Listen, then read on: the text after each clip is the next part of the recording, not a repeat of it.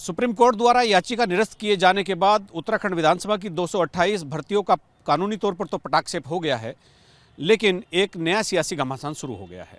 कांग्रेस चाहती है कि विधानसभा अध्यक्ष के तौर पर जिसने भी ये नियुक्तियां दी थी, जिसने भी ये नौकरी दी थी, उसके खिलाफ कोई कार्रवाई नहीं हुई।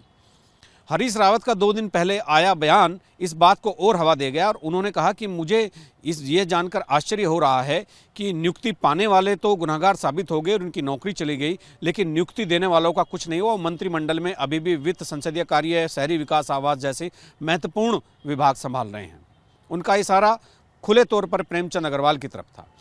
ठीक इसी के बाद गोविंद सिंह कुंजवाल का एक बयान आता है। उनकी बेरोजगार हुए 228 लोगों के प्रति संवेदना और सहानुभूति है, लेकिन उनके चेहरे पर, उनकी बातों में एक अपराध बोध भी है कि चयन प्रक्रिया गलत हो जाने से इन 228 लोगों का तो बुरा हो गया, ये बेरोजगार हो गए, लेकिन जिन्होंने ये गलती की उनके लिए कोई सजा का प्रावधान ना विधानसभा अध्यक्ष ने किया है, ना सरकार ने किया है, ना सुप्रीम कोर्ट ने किया है।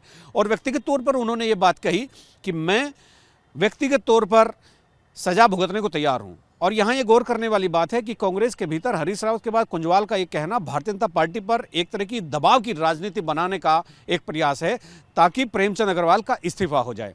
क्योंकि गोविंद सिंह कुंजवाल ने जो भर्तियां की थी अब वो इस समय रद्द हो चुकी हैं और गोविंद सिंह कुंजवाल के पास इस समय खोने के लिए कुछ नहीं है, इसलिए उन्होंने बहुत धड़ल्ले से कहा कि मैं कोई भी सजा भुगतने को तैयार नहीं हूं।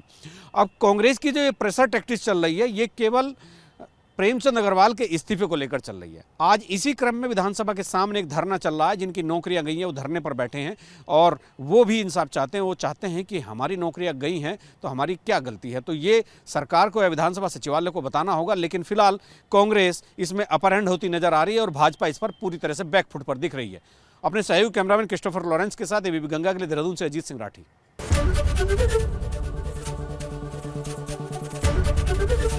एबीपी गंगा, खबर आपकी, जुबान आपकी।